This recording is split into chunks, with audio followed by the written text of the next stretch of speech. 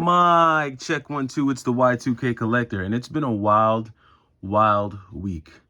So I was recently inspired to play a game that I have on the PlayStation 2, a game that we only saw 2 installments of here in the US, but they continued this game in Japan on the PlayStation 3, and I'm not sure if they continued it on the PlayStation 4, but they definitely continued it.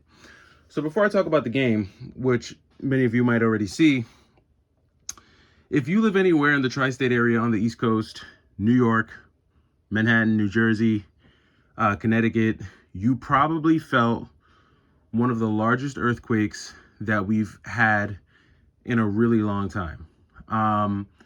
The street that I live on, I was in my house, and the street that I live on is one of those streets where when really, really large trucks roll by, sometimes they can cause like the ground to rumble a little bit. So when I first started hearing and like feeling the rumble, I thought, man, it must be like a truck driving by, like a heavy truck. But then like the rumble continued and it continued and it grew and it grew and it began to shake the foundation of my home.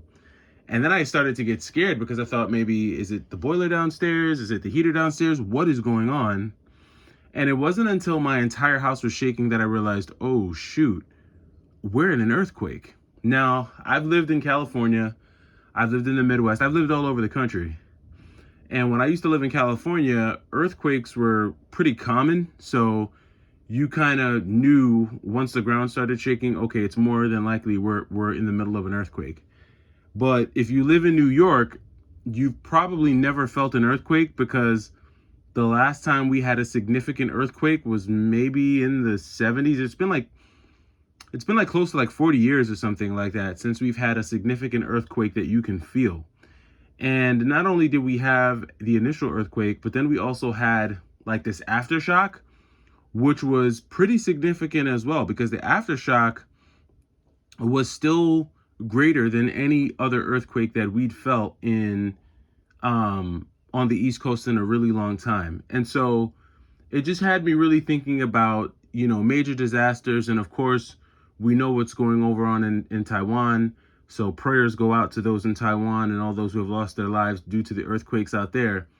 And all of this earthquake talk and earthquake noise and everything that's been going on around it really had me thinking about a game that I really, really enjoy for the PlayStation 2. Now, as many of you know, I have been playing Chrono Trigger on the Game Boy DSi.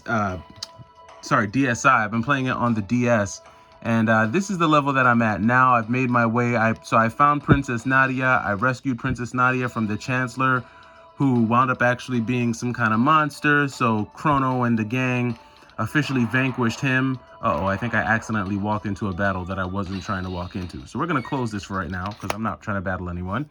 But yeah, so I've been playing that. But all that earthquake stuff made me go back to this game. And this is a very cool game by Agetec and the IREM team.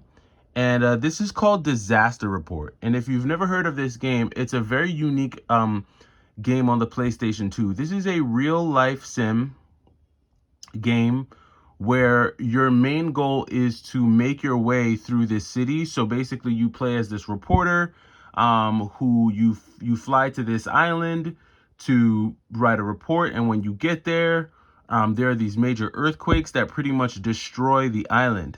And so you're tasked with the responsibility of making your way through this city and somehow surviving.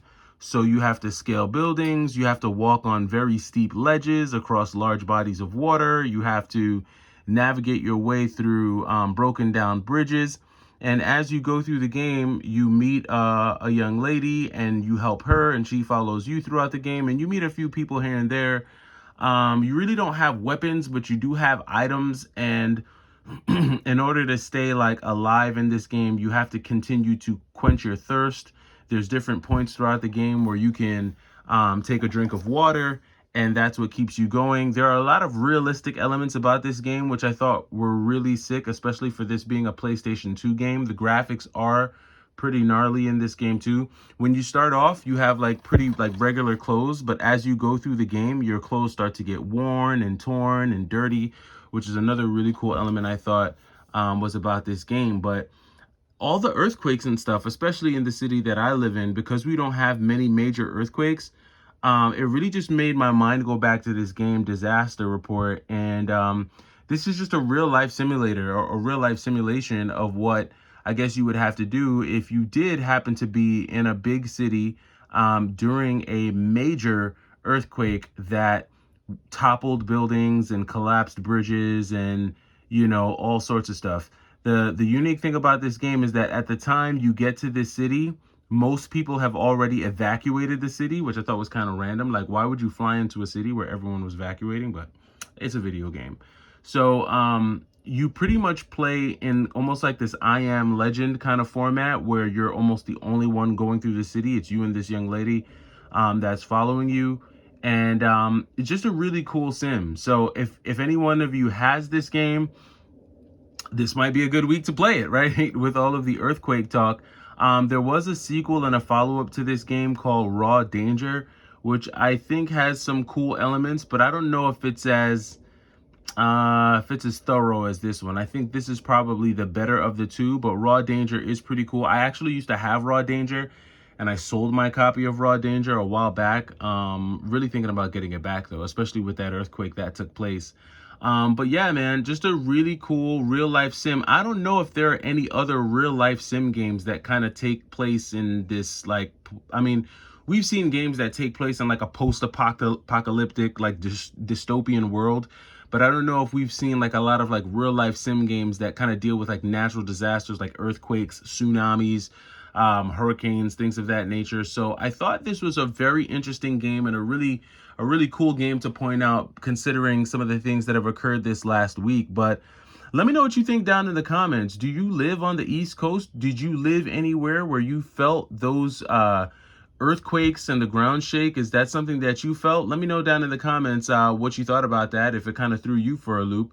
Also, let me know if you've ever heard of Disaster Report or if you've played this game. Again, this is a really cool game. I'm going to try and dive into this a bit more this afternoon and check it out. And then also let me know if you've heard about Raw Danger, another really cool one. And then, of course, if you live in California or if you live anywhere in the country where there are fault lines and that are prone to earthquakes, let me know that as well. I'm going to be working on a more formal video for you for this afternoon. As you know, I try to drop one of those at least once a week. It's the vlog series. It's the series where I kind of do a little bit more of a thorough recap and just kind of let you know what's going on with me. But for now, I thought this was an interesting game for an interesting time, and it's the Y2K Collector. Hopefully you're enjoying this beautiful sunny Saturday afternoon. I'm going to spend a little bit more time with the fam before I dive in the lab and cook up a video for you guys. Alrighty, it's the Y2K Collector. Take it easy.